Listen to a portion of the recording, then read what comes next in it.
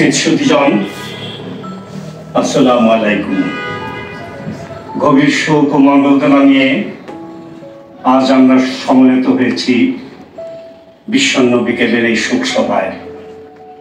আমাদের প্রিয় সংগঠন বিক্রমপুর ফাউন্ডেশনের কাছ থেকে সাম্প্রতিক সময়ে চিরতরে বিদায় নিয়েছেন আমাদের অতি পরিচিত 3 সদস্য, 3 প্রিয় স্বজন বন্ধু। বিক্রমপুর ফাউন্ডেশনের প্রথম আজীবন সদস্য জনাব প্রয়াত আব্দুর রাজ্জাক খান, শিক্ষক উপদেষ্টা হলদার আব্দুল রাজ্জাক এবং প্রাক্তন সাধারণ সম্পাদক আশরাফ আলম কাজল। খুব কাছাকাছি সময়ের মধ্যে তারা চলে গেছেন না ফেরার দেশে। আব্দুল রাজ্জাক খান প্রয়াত হয়েছেন 24 সেপ্টেম্বর, হলদার আব্দুল রাজ্জাক 13 জুলাই, আর আশরাফ আলম কাজল 17 সেপ্টেম্বর অক্টোবর। তারা ফিরে আসবে না আমাদের মাঝে, কিন্তু তারা আমৃত্যু আমাদের কাছে স্মরণীয় হয়ে থাকবেন। এই শ্রেষ্ঠ সদস্যদের আজ আমরা স্মরণ করব উদ্বেলিত ভালোবাসায়। এই জন্য আজকে এই স্মরণ সভার আয়োজন। আজকের এই স্মরণ সভায় সভাপতিত্ব করবেন বিক্রমপুর ফাউন্ডেশনের সম্মানিত সভাপতি গ্রুপ ক্যাপ্টেন অবসরপ্রাপ্ত খান মোহাম্মদ নাজিব। ইতিমধ্যে আমাদের মাঝে উপস্থিত রয়েছেন বিক্রমপুর ফাউন্ডেশনের সহ সভাপতি জনাব মোহাম্মদ জাইনুল আবদিন, সাধারণ সম্পাদক মোহাম্মদ নাসির উদ্দিন আহমেদ এবং কোষাধ্যক্ষ সুদেব পাল সহ অন্যান্য অতিথিরা।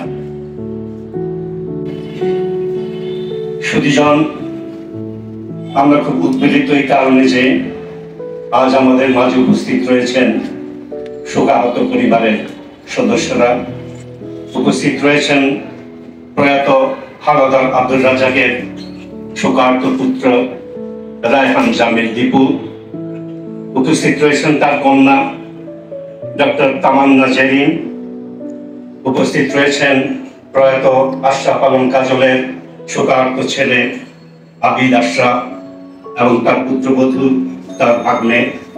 উপস্থিত রয়েছে আশরাফ আলম কাজলের প্রিয় বন্ধুরা গোলাম কাদের, ঢাকা বিশ্ববিদ্যালয়ে মৃত্তিকা বিজ্ঞান বিভাগের তার সহপাঠী বন্ধু খায়রুল কবির মুসা এবং গণেশ।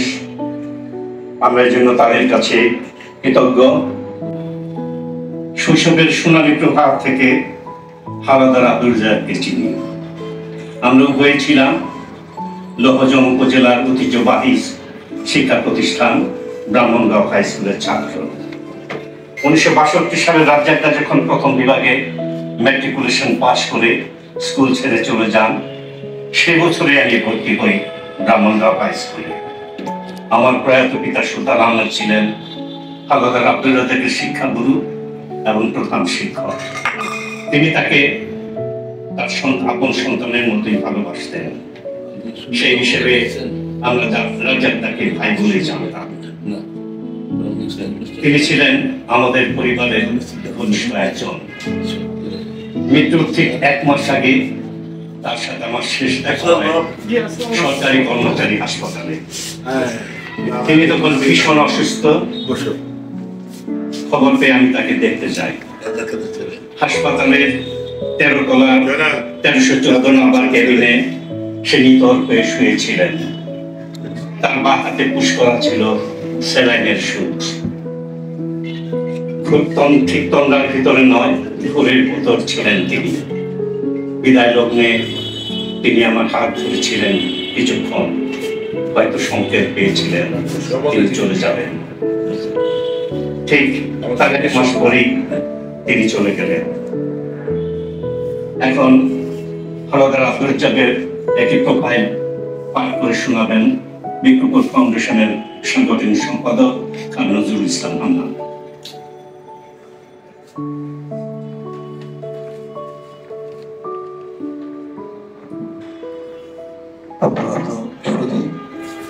আমাদের সংগঠনের সভাপতি সহ অন্যান্য যারা উপস্থিত আছেন, সবার প্রতি শ্রদ্ধা জানাচ্ছি।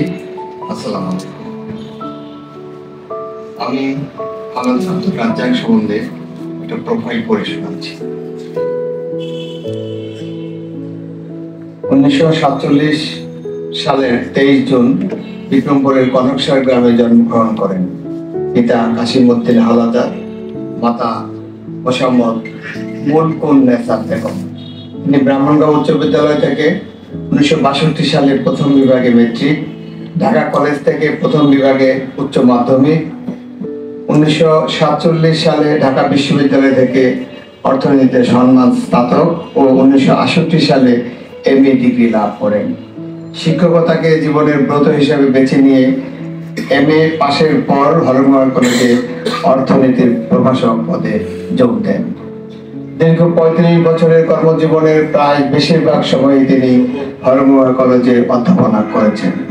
কর্মজীবনের শেষ দিকে পদোন্নতি পেয়ে ভাইস প্রিন্সিপাল হিসেবে করটিয়া সাদত কলেজে যোগ দেন। সাদত কলেজে কর্মকালে প্রফেসর পদে পদোন্নতি পেয়ে হরগোহার কলেজের অধ্যক্ষ পদে দায়িত্ব পালন করেন। 1979 সালে তিনি জনসংখ্যার শিক্ষা কার্যক্রম প্রশিক্ষণ, 1990 সালে বুনিয়াদী প্রশিক্ষণ এবং 1996 সালে জাতীয় শিক্ষাক্রম ও পাঠ্যপুস্তক বোর্ড কর্তৃক আয়োজিত হায়ার সেকেন্ডারি এডুকেশন ডেভেলপমেন্ট প্রজেক্টের প্রশিক্ষণ গ্রহণ করেন এবং 1994 সালে তিনি মুন্সিগঞ্জ জেলার শ্রেষ্ঠ কলেজ শিক্ষক হিসেবে সম্মাননা লাভ করেন। 2004 সালে তিনি হরগোহার কলেজের অধ্যক্ষ হিসেবে অবসরে যান। 1980 সালে মুন্সিগঞ্জকে নারায়ণগঞ্জ জেলার সাথে একীভূত করার তৎকালীন সরকারের সিদ্ধান্তের বিরুদ্ধে বিক্রমপুরকে পৃথক জেলা করার আন্দোলনের তিনি আহ্বায়ক ছিলেন। 1998 সালে বিক্রমপুর সুধী সমাবেশের সাধারণ সম্পাদক অতঃপর আহ্বায়ক ছিলেন। তিনি ছিলেন আব্দুল হাকিম বিক্রমপুর স্মৃতি সংসদের সভাপতি। এছাড়া তিনি জেলার বহু সাহিত্য ও সাংস্কৃতিক সংগঠনের পৃষ্ঠপোষক ছিলেন। তিনি উন্মুক্ত বিশ্ববিদ্যালয়ের একজন জেলা সমন্বয়ক ছিলেন। বিক্রমপুর ফাউন্ডেশনের শিক্ষা প্রতিষ্ঠা হিসেবে ছিলেন আমৃত। ব্রাহ্মণগাঁও উচ্চ বিদ্যালয়ের সাধারণ সম্পাদকের দায়িত্ব দীর্ঘদিন পালন করেন। এছাড়া তিনি অধ্যক্ষ হাওলাদার আব্দুর রাজ্জাক শিক্ষা ভিত্তিক ট্রাস্ট গঠন করেন। অর্থনীতির উপর তার একাধিক গ্রন্থ প্রকাশিত হয়েছে। ধর্মবিজ্ঞান তার রচিত করেছেন বাংলা বিভাগে প্রকাশ করেছে তার রচিত অর্থশাস্ত্রের কথা। তিনি সাপ্তাহিক রোববার, দৈনিক জনকণ্ঠ ও মাসিক অগ্রগতিকে অর্থনৈতিক লেখক ও সম্পাদক হিসেবে দায়িত্ব পালন করেছেন। বইমেলা, আবৃত্তি, দাবা ও টেবিল টেনিস তার প্রিয় শখ ছিল।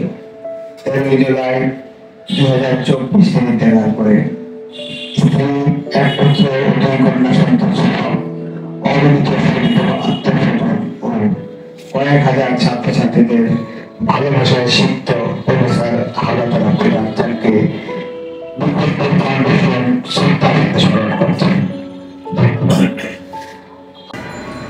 বিক্রমপুর ফাউন্ডেশনের প্রথম জীবন সদস্য জনাব মরহুম আব্দুর রাজ্জাক খান, জীবন সদস্য এবং আমাদের শিক্ষা উপদেষ্টা প্রফেসর হাওলাদার আব্দুর রাজ্জাক এবং বিক্রমপুর ফাউন্ডেশনের প্রাক্তন সাধারণ সম্পাদক আশরাফ আলম কাজলের স্মরণে দোয়া ও স্মরণ সভার শ্রদ্ধেয় সভাপতি, আমাদের ফাউন্ডেশনের সভাপতি গ্রুপ ক্যাপ্টেন অবসরপ্রাপ্ত খান মোহাম্মদ মুজিব, সভাপতি জনাব শহীদুর রহমান লাল, সাধারণ সম্পাদক নাসিরউদ্দিন আহমেদ এবং 3 জনের পরিবারের সদস্যবৃন্দ এবং বিক্রমপুর ফাউন্ডেশনের সদস্যবৃন্দ, আসসালামু আলাইকুম। আমাকে প্রফেসর রাজ্জাক স্যার সম্পর্কে বলতে বলা হয়েছে। স্যারকে আমি দেখার আগে তার নাম জানি, তার একটা সিটির মাধ্যমে। শ্রীনগর অগ্রণী ব্যাংকের ম্যানেজার ছিলেন তখন মেজবাউল ইসলাম। সে আমাদের থেকে বয়সে বড় হলেও আমাদের সাথে চলাফেরা করতেন এবং প্রত্যেকদিন আমরা তার অফিসে গিয়ে চা খেতাম। একদিন দেখে বলতেছে, তাড়াতাড়ি আসো, একটা চিঠি পড়ে শোনাও। চিঠিটা উনি বললেন, লেখছে প্রিয় মেজবা, তারপরে রাজ্জাক স্যার তার ওয়াইফের নাম লিখেছে। ওয়াইফের নাম লিখেছে সে গত এত তারিখে এক মহা বিস্ফোরণ ঘটিয়েছে। কি? বিশ্ব জনসংখ্যায় আরেকটি মানব সন্তান সে যুক্ত করেছে, মানে তার একটি কন্যা সন্তান হয়েছে। সেই মেসেজটা সেই ভাষায় দিছে বন্ধুকে। তাই বললাম যে চিঠি কে লিখেছে? সরাসরি বলতেই পারতো যে আমার একটা মেয়ে সন্তান হয়েছে। আরো ভাষাটা আরো খুব অলংকার দেওয়া। আমি ভাবলাম যে এই লোক নিশ্চয়ই খুব রসিক লোক হবে। সে কে? বলো জওহরলাল কলেজের ইকোনমিক্সের প্রফেসর আব্দুল আজম। তারকে আমি প্রথম দেখি 1975 সালে বিএ পরীক্ষা দিতে গিয়ে সেন্টারে আমাদের যে বড় হল রুমে আমাদের সিট পড়েছিল 8:30। একজন লম্বা ছেলে হয়তো কাউকে সাপ্লাই করতে গেছে, স্যারে দেখে এমন একটা ধমক দিল, সেই ছাত্র একদম দৌড় দিয়ে রুমের বাইরে চলে গেল। আমি নিলাম উনিকে, বলো যে উনি রাজ্জাক স্যার। তারপরে তার সাথে আমার অনেক সখ্যতা হয়েছে। স্যার সাথে আমি বিভিন্ন সময়ে, বিশেষ করে আব্দুল হাকিম বিক্রমপুরী স্মৃতি সংসদ করতে গিয়ে, তারপরে নারায়ণগঞ্জের সাথে মুন্সিগঞ্জকে দিয়ে দেওয়ার বিরুদ্ধে যে আমরা আন্দোলন করেছি, সেই আন্দোলনে স্যারের সাথে আমরা ওতপ্রোতভাবে জড়িত ছিলাম। আমাদের আরেক প্রফেসর ছিলেন রশিদ স্যার। রশিদ স্যারের জন্মদিন আমরা পালন করতাম। রাজ্জাক স্যারকে আমরা নিয়ে যেতাম সাথে করে। রাজ্জাক স্যার বলতেন যে আমার নাম নিয়ে যে এরকম ছাত্র থাকলে স্যারদের জন্মদিন তো হবেই। রশিদ স্যার অসুস্থ হয়ে গেলেন হঠাৎ করে। আমরা বুঝতে পারলাম যে রশিদ স্যার হয়তো বেশি দিন বাঁচবেন না। স্যারের পার্কিনসন্স হয়েছিল। স্যারকে আমরা বিশ্ব সাহিত্য কেন্দ্রে সম্বর্ধনা দিই। সেই সম্বর্ধনা অনুষ্ঠানের সভাপতিত্ব করেছিলেন রাজ্জাক স্যার। রাজ্জাক স্যারের সাথে আমাদের সম্পর্কটা ছিল এরকম যে আমরা শুধু তার ছাত্র না, তার ভাই, একজন মুরব্বী, ভালো পরামর্শ পাওয়া যেত তার থেকে। এবং তিনি অত্যন্ত মানবিক ছিলেন এবং সাহসী ছিলেন। ওই ম্যান করে চলতেন না তিনি। রাজ্জাক স্যারের মুন্সিগঞ্জে ওই যে হিসেব বলছে, ওই বইটি অবশ্য 15ই আগস্টের পরে লেখা। এই বইটা এরকম একটা বই লেখছে, জানার পরে আমি বইটা সংগ্রহ করলাম, পড়লাম। দুই এক জায়গায় একটু খারাপ লাগছে তখন। পরে স্যারের সাথে আমাদের প্রায় আলাপ হতো রাজনৈতিক বিষয়ে, দেশের অবস্থা নিয়ে, বঙ্গবন্ধুর অবদান নিয়ে। এবং পরে কিন্তু রাজ্জাক স্যার বঙ্গবন্ধু বলতেন এবং বঙ্গবন্ধু লিখতাম। এবং শহীদুল ইসলাম চৌধুরীও কিন্তু এখন বঙ্গবন্ধু বলে। এই যে ওই সময় যে সাহসী ভূমিকা, আগে যে কেউ কথা বলে না, তিনি একটা বই লিখে ফেললেন, এটা কিন্তু সবাই পারে না। ব্যতিক্রম ছিল এবং একজন আদর্শ শিক্ষক ছিল। তার অর্থনীতির যে বইটা, এটা বাংলা একাডেমি প্রকাশ করেছে, এটা আমার সংগ্রহে আছে। আমি যখন নাকি অর্থনীতি বিষয়ে কোনো কিছু লিখতে চাই, স্যারের বই দেখি, ওখান থেকে আমি তথ্য নিই, বা আমার জানার কোনো কিছু যদি ঘাটতি থেকে ওখান থেকে আমি পড়ি, জেনে নিই। রাজ্জাক স্যার মানবিক ছিলেন, প্রকৃত শিক্ষক ছিলেন। স্যারের সাথে আমাদের বাইরে দেখা হতো। স্যারের যে সিরাজ দিঘা তার ছেলে যে বাড়ি করছে, ওইটাই স্যারের সাথে আমার শেষ দেখা। চর মোড়া, সেখানে আমরা প্রায় দিনের অর্ধেক পর্যন্ত ছিলাম কেশবতী নদীর পাড়ে। এবং সেখানে আমাদের আরেকদিন যাওয়ার কথা ছিল।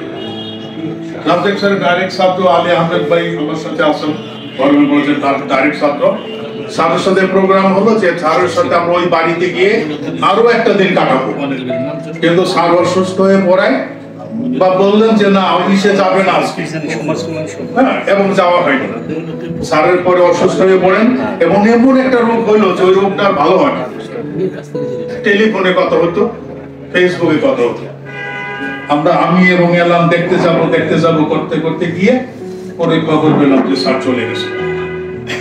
আমি আব্দুল রাজ্জাক খান এবং হাওলাদার আব্দুল রাজ্জাক স্যার আশাবল কাজলের আপনার মাগফিরাত কামনা করি। আল্লাহ নিশ্চয়ই তাদেরকে ব্যস্ত নসিব করবেন। আপনারা যারা এসেছেন তাদের প্রতি আমি কৃতজ্ঞতা জানাই। এবং বিশেষ করে আমাদের সাধারণ সম্পাদক জনাব নাসিরউদ্দিন আহমেদ, তার এই জায়গা আমাদের অনুষ্ঠান করার জন্য ছেড়ে দিয়েছেন। আমি বাংলাদেশ গণশিল্প উন্নয়ন সংস্থার প্রতি কৃতজ্ঞতা জানিয়ে শেষ করছি। ধন্যবাদ সবাইকে।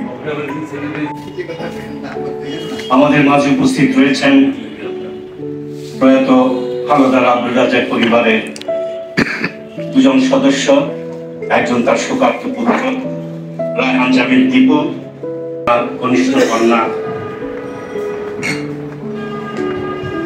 কন্যা উপস্থিত রয়েছেন এখানে ডক্টর তামান্না জেরিন। এখন আমি হালদার আব্দুল রাজ্জাক তার পিতার উপরে তাদের প্রতিক্রিয়া শোনার জন্য অনুরোধ করব তার কনিষ্ঠ কন্যা তামান্না জেরিনকে। ডক্টর তামান্না জেরিন এখন তার পিতার উপর।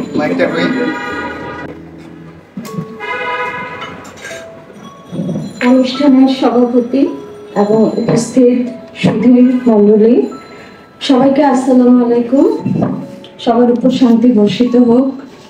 এখানে যারা আছেন সবাই আমার বয়োজ্যেষ্ঠ, আমার বাবার বন্ধু সম, ছাত্র বন্ধু সম হতে পারে। আসলে আমাদের সম্পর্কটা বন্ধুর মতোই। ছাত্র বা শিক্ষক যে কোনো সম্পর্কে বন্ধুত্ব না থাকলে সম্পর্কগুলা ঠিক জমে না। তো বাসায় বাবা বন্ধুর মতোই ছিলেন। আচ্ছা, বাবা সম্পর্কে বলার আগে একটুখানি দুঃখ প্রকাশ করছি আমাদের আসতে একটু দেরি হওয়ার জন্য। আসলে আমরা টাইম মতোই নিচে ছিলাম। আমার চিনতে একটু অসুবিধা হয়েছিল, অনেক ঘুরে ঘুরে ঘুরে ঘুরে চিনে এসেছি। আর ওই যে আঙ্কেল বললেন, জয়নাল আঙ্কেল বিক্রমপুরের যে বাসা করেছে আমার ভাইয়া হচ্ছে ডিরেক্ট সেখান থেকে এসেছেন আর কি। তো দুইজনে মিট করে দেন হচ্ছে নিচেই দাঁড়িয়েছিলাম আমি। একসাথে উপরে উঠতে গিয়ে আসলে একটু দেরি হয়ে গেছে, আমি দুঃখ প্রকাশ করছি। আসলে ছোটবেলায়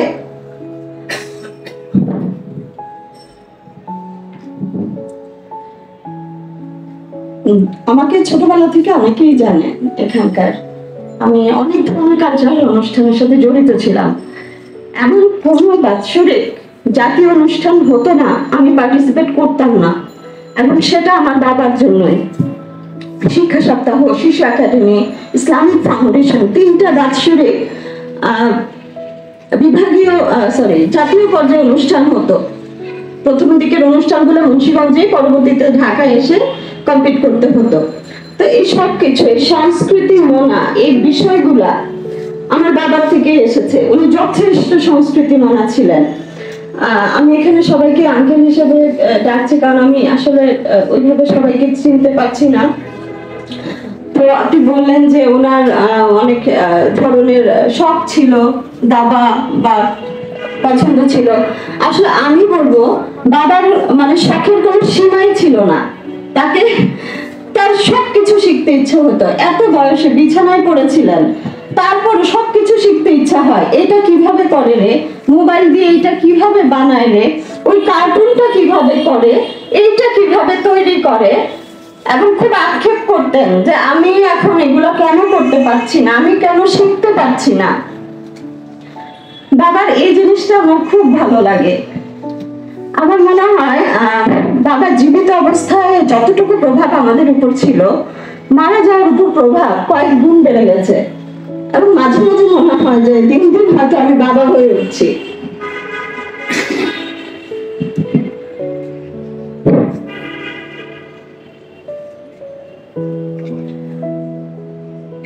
আঙ্কেল বললেন যে বাবা খুব সাহসী ছিলেন। আসলে একটা মানুষ ঘরের ভিতরে একরকম, বাইরে আরেক রকম। আমরা এখানে প্রত্যেকটা মানুষ তার সংসার জীবনে একরকম, বাইরের মানুষদের সাথে আবার অন্যরকম। দুইটা ঠিক যেন মিশ খায় না। সো আমরা আসলে ঘরের ভিতরে বাবাকে যেইভাবে চিনি, আপনারা আবার আরেকভাবে চিনেন যেইভাবে হয়তো আমরা অতখানি চিনি না। যেমন আমার বাবা আসলে 4 বছর আইবিডি, ইনফ্লামেটরি বাউল ডিজিজ রোগে আক্রান্ত ছিলেন। ডায়রিয়া, যে কোনো কিছু খায় ডায়রিয়া হয়ে যায়। এবং একদম শেষ দিকে একদম স্কিনি হয়ে গিয়েছিলেন, জাস্ট মনে হয় হাড়, ব্ল্যাক, একদম ব্ল্যাক।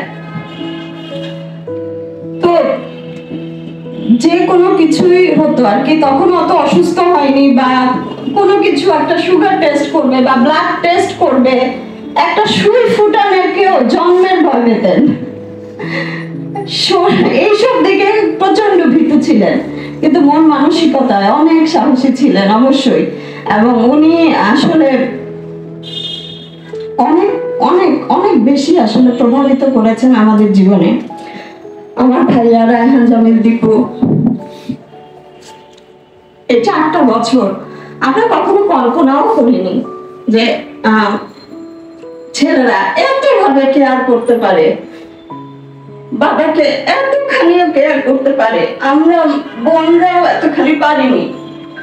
আমি আমার বাবার সাথে থাকি না, আমি তার বিয়ে হচ্ছে সিদ্ধেশ্বরে, আমি জব করি, আমার সংসার, আমার বোন থাকে, আমার বাবারা 4 তলায়, আমার বোন 5 তলায় থাকে।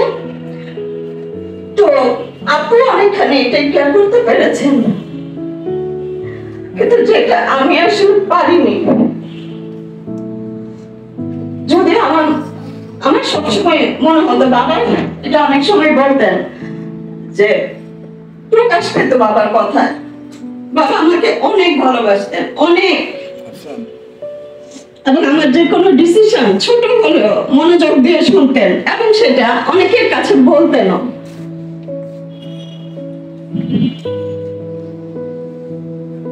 আমার বাবার কাছে যারা গিয়েছেন শেষ অবস্থায়, আমার বাবার কাছে গেলে হাতটা বাড়িয়ে দিতেন, চিকন একটা কালো হাত এইভাবে বাড়িয়ে দিতেন। উনি ভরসা খুঁজতেন, হাতটা ধরে রাখলে উনি ভরসা পেতেন। ওনার কাছে গেলেই হাতটা বাড়িয়ে দিতেন, কথা বলার আগে হাতটা বাড়িয়ে দিতেন যে আমার হাতটা ধরো। উনি খুব ভালো ফিল করতেন।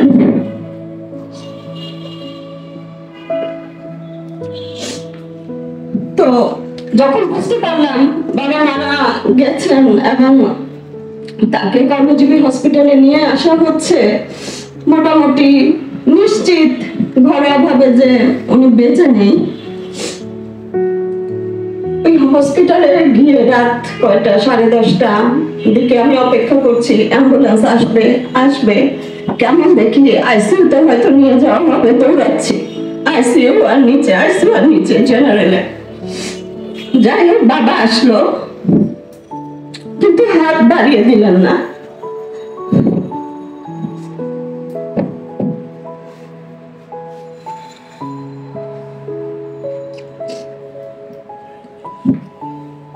আমাদের সাথে বাবা ছিলেন বন্ধুসুলভ এবং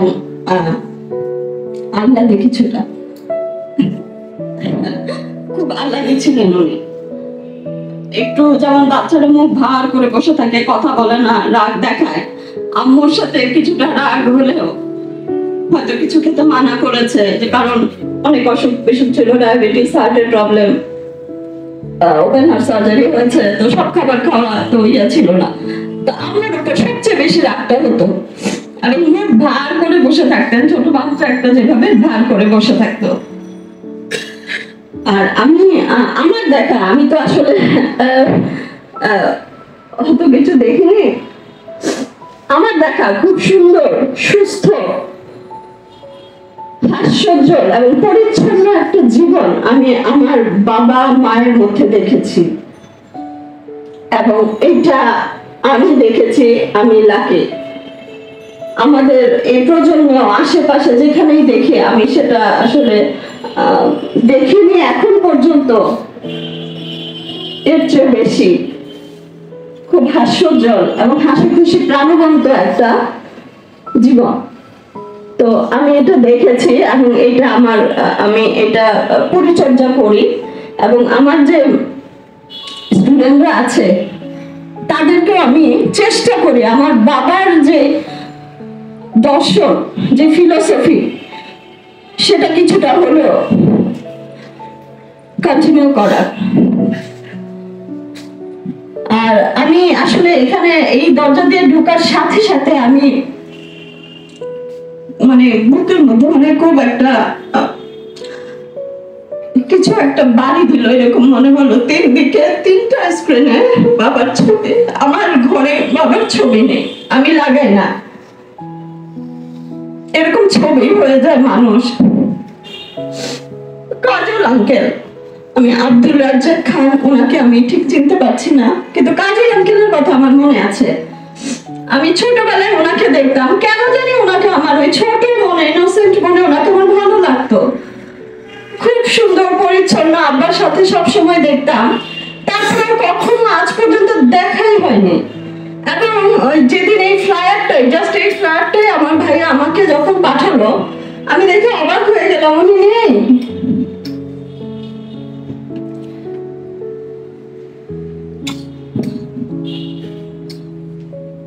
আমি আর আসলে বেশি দীর্ঘায়িত করবো না। ধন্যবাদ এই ধরনের অনুষ্ঠানে আয়োজন করার জন্য।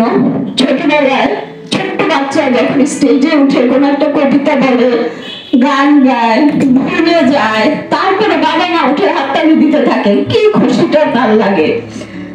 তো আজকেও আসলে তেমনই আনন্দ হচ্ছে যে আমার বাবাকে স্মরণ করা হচ্ছে।